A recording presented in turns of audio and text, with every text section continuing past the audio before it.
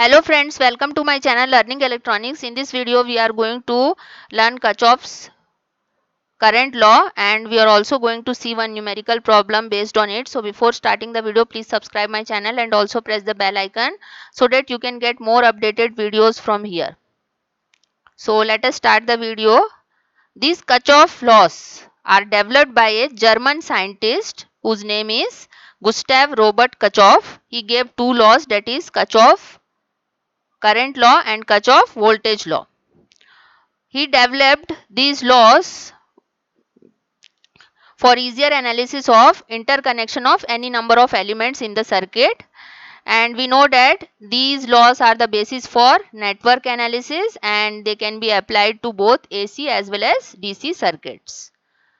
Now the first law is called as Kirchhoff's current law, which deals with the flow of current, and second law is called as Kirchhoff's voltage law, which deals with the voltage drop across the network elements, that is resistors, capacitors and inductors.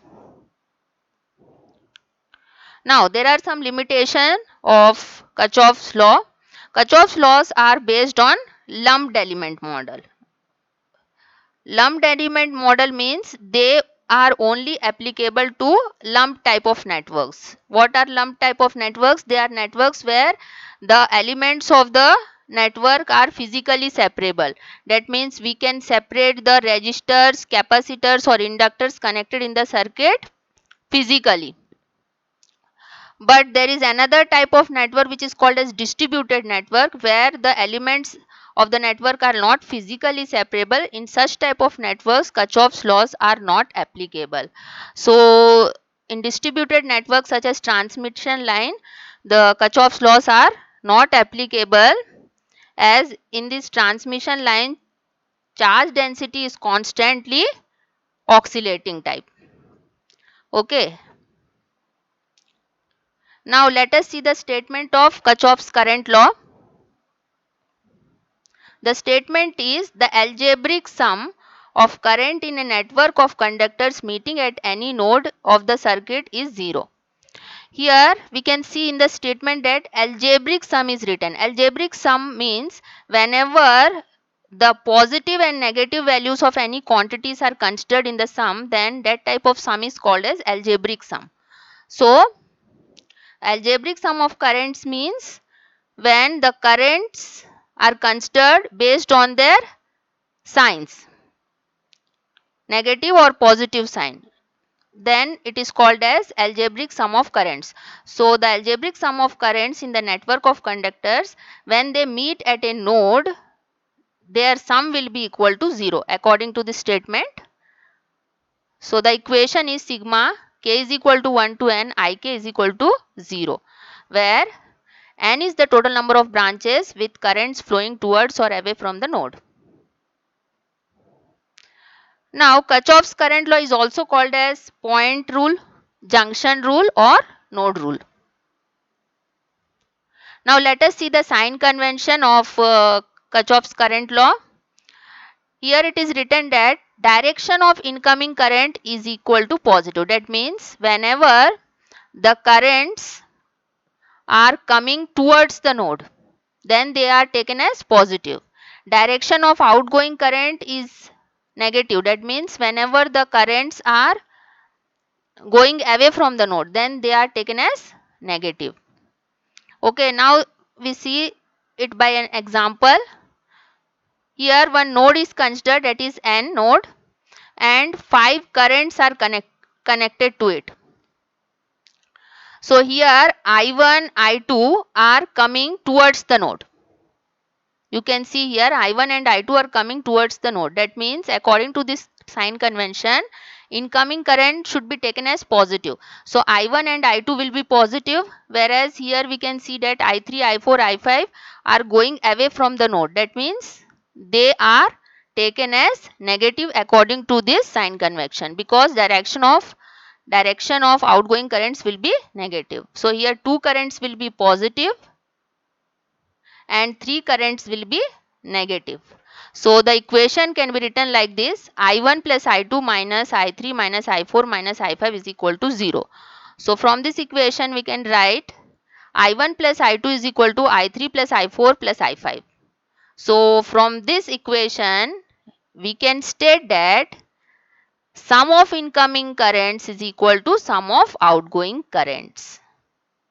So this equation and this statement can be used while solving the circuits.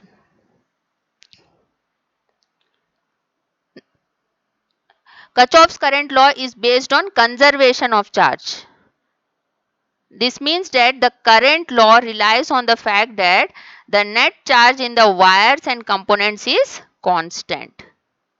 Net charge is constant in the wires and components. Now let us see the uses of KCL. First one is, it is used with Ohm's law to perform nodal analysis. Second one, it is applicable to lumped networks, whether it is a linear or non-linear, active or passive, unilateral or bilateral. Third is, the matrix form of KCL is the basis for circuit simulation software like SPICE. Now let us solve one question based on KCL. Here we have to find I1 and I2 by KCL. So here in this circuit diagram we can see two resistances are connected in parallel. 5 ohm and 1 ohm are in parallel with each other. And we know that in parallel resistances the voltage will be same across them. So we have considered a voltage V across them. And here for applying KCL we have considered one node X. So now by KCL we know that the sum of incoming currents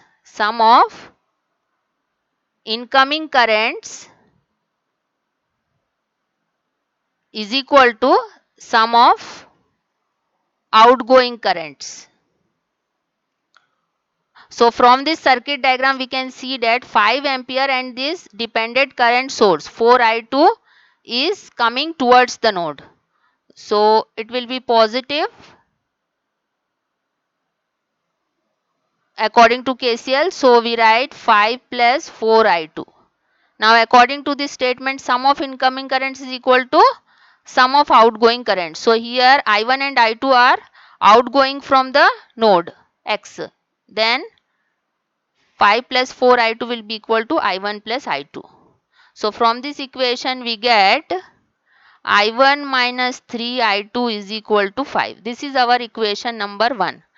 Now I1 will be equal to V divided by 5 because I1 is flowing through 5 ohm resistor and this is V divided by 5 ampere and I2 will be equal to V by 1 is equal to V ampere. Now we put these values of I1 and I2 in equation number 1.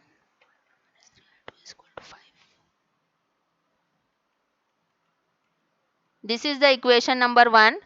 Now I1 is equal to V upon 5 minus 3 into I2 is equal to V upon 1, that is equal to V. Now when we solve this equation we get V is equal to 12.5 volt.